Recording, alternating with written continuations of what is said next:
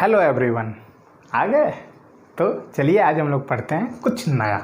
और आज हम लोग पढ़ेंगे केमिकल रिएक्शन के बारे में। ठीक है, तो आज ये पहला लेक्चर है केमिकल रिएक्शन का। तो आज हम लोग मतलब बेसिक चीज़ों को स्टडी करेंगे। ठीक है, जैसे व्हाट इज केमिकल रिएक्शन और उसके कितने एग्जाम्पल होते हैं और एग्जाम्पल के अंदर क्या क्या करैक्टरिस्टिक होती है, वो सारी चीज़ों को हम लोग बात करने वाले हैं। ठीक है, तो यार सबसे पहले डिफिनेशन होता है केमिकल रिएक्शन का कि it is a process in which new substance are formed with new properties.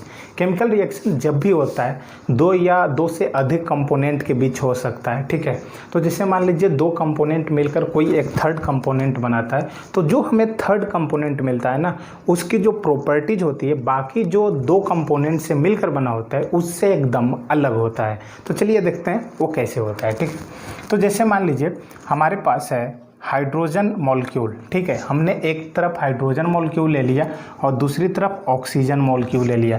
तो जब ये दोनों मॉलिक्यूल कंबाइन होते हैं ना, तो ये एक नए मॉलिक्यूल का फॉर्मेशन करते हैं जिसका नाम है H2O। ठीक है, तो यहाँ पर H2O को देखा जाए तो H2O यहाँ पर एक कंपाउंड है। क्या है? कंपाउंड है। ठीक है, आपने 9th में पढ़ा होगा। लेकिन यहाँ पर जो H2 है that is the hydrogen molecule. इसको मैं क्या बोलूँगा? Hydrogen molecules. ठीक है, और यहाँ पर उसी तरह किसके मॉलिक्यूल हैं? ये ऑक्सीजन के मॉलिक्यूल।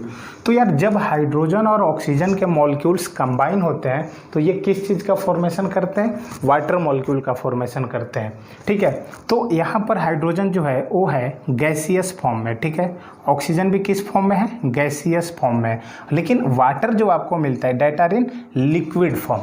तो यहाँ पर स्टेट क्या है? सबका अलग अलग है।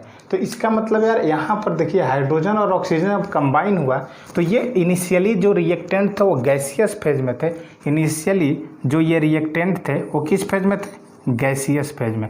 लेकिन जो हमारा प्रोडक्ट मिल रहा है वो किस फेज में मिल रहा है? लिक्विड फेज में। तो इसका मतलब मैं बोल सकता हूँ कि यहाँ पर जो केमिकल रिएक्शन हो रहा है वो वाकई में जो प्रोडक्ट है वो अलग है। ठीक है, तो यहाँ से डिफिनेशन तो क्लियर हो गया।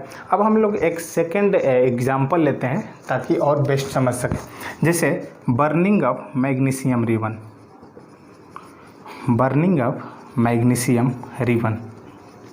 तो यार बता दें कि आप लोग दिवाली में जितने भी फायर क्रैकर्स यूज करते हो, जिसको फुलझड़ी भी बोलते हैं, ठीक है, तो जब आप उस चीज़ को जलाते हो ना तो उसके अंदर से एक डैजलिंग फ्लेम निकलता है। ठीक है, हालांकि डैजलिंग फ्लेम हमारे आई के लिए बहुत ही डेंजरस होता है, क्योंकि जब भी वो जलता है ना तो एक हाई ब्राइटेड लाइट उससे क्रिएट होता है। ठीक है, और वो जो लाइट होता है उसकी इंटेंसिटी इतना ज़्यादा होता है कि वो हमारे आई के लिए हार्मफुल होता है। ठीक है, अगर हम कंटिन्यू लॉन्ग टाइम तक अगर हम वैसे फ्लेम को देखते हैं, वैसे ब्राइट लाइट को देखते हैं, तो ये हमारे आई पर एक गलत प्रभाव डाल सकता है। ठीक है, तो यार बर्निंग ऑफ मैग्नीशियम रिबन में हम सिंपली क्या करते हैं कि मैग्नीशियम रिबन को लेते हैं। ठीक है, आपको पता है कि कोई भी चीज़ का जो बर्निंग होता है वो ऑक्सीजन के प्रेजेंस में होता है, तो हम ऑक्सीजन के प्रेजेंस में क्या करेंगे?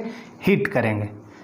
तो यार जब हम लोग हीट करते हैं ना तो ये मैग्नीशियम ये बर्न करना शुरू हो जाता है और बनाता है मैग्नीशियम ऑक्साइड का फॉर्मेशन करता है, जो कि ये एक वाइट पाउडर होता है। कैसा पाउडर? वाइट पाउडर होता है। ठीक है, तो यार इनिशियली जो मैग्नीशियम लिया है वो हमने सॉलिड स्टेट में लिया है और ये ऑक्सीजन जो है ये गैसियस स्टेट में, और जो मैग्नीशियम ऑक्साइड मिला वाकई में सॉलिड स्टेट में मिल रहा है। ठीक है, लेकिन यार एक ये तो खैर केमिकल रिएक्शन रहा कि burning of magnesium in the presence of oxygen. ठीक है, लेकिन मैग्नीशियम के साथ एक और दिक्कत है। मैग्नीशियम को अगर हम लॉन्ग ड्यूरेशन तक अगर हम कहीं रख देते हैं ओपन जगह या रूम में, तो क्या होता है ना कि उसके सरफेस के ऊपर एक पैसिव लेयर का फॉर्मेशन हो जाता है। पता है वो जो लेयर होता है ना वो मैग्नीशियम कार्बोनेट का लेयर होता है। ठीक है, देखिए ये लेयर बनता क्यों है? क्योंकि यार मैग्नीशियम एक रिएक्टिव है। ठीक है, एक रिएक्टिव एलिमेंट होता है। तो जब भी आप उसको ओपन एटमॉस्फेयर या जब भी वो मॉइस्चर या मतलब एयर के कांटेक्ट में जाता है तो तुरंत एक स्लो डाउन रिएक्शन होने लगता है, बहुत ही स्लो एक रिएक्शन होने लगता है। और वो रिएक्शन जो होता है मैग्नीशियम और ऑक्सीजन कार्बन जो भी हमारे गैसियस में प्रेजेंस है CO2, उसके साथ रिएक्शन होने लगता है और फाइनली वो मैग्नीशियम कार्बोनेट का फॉर्मेशन कर देते हैं। ठीक है, तो यार अगर आपके मैग्नीशियम के ऊपर अगर मैग्नीशियम कार्बोनेट का लेयर फॉर्म है तो अगर वो नहीं जल रहा है तो उससे पता चल जाता है कि यार उस पर मैग्नीशियम कार्बोनेट का लेयर बना है, ठीक है। तो आप सिंपली क्या करोगे कि उसको सैंड पेपर ले लीजिए, ठीक है, सैंड पेपर से जब आप उस पर फ्रिक्शन कर देते हो तो वो मैग्नीशियम कार्बोनेट का लेयर हट जाता है, फिर उसको आप इजीली जला सकते हो, ठीक है। तो ये रहा यार केमिकल रिएक्शन और उसके कुछ छोटे छोटे एग्जाम्पल, ठीक है। अब बात करते हैं रिएक्टेंट और product. What is reactant and what is product. देखो ये है आपका फॉरवर्ड रिएक्शन का साइन, ठीक है। ये जो हमने सिंबल यूज किया है ये है फॉरवर्ड रिएक्शन का। ये सिंबल हमें ये बताता है कि जो रिएक्शन है इधर से इस डायरेक्शन की तरफ बढ़ रहा है, ठीक है।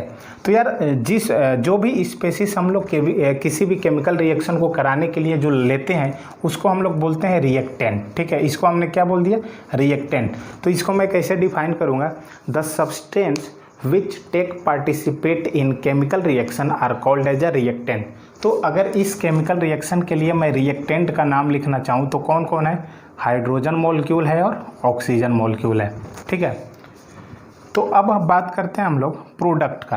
प्रोडक्ट किसको बोलते हैं, तो the result of a chemical reaction are called as a product, ठीक है। किसी भी केमिकल रिएक्शन के दौरान जो भी हमें रिजल्ट मिलता है उसी को हम लोग क्या बोलते हैं, प्रोडक्ट। तो यहाँ पर प्रोडक्ट क्या है, H2O है, ठीक है।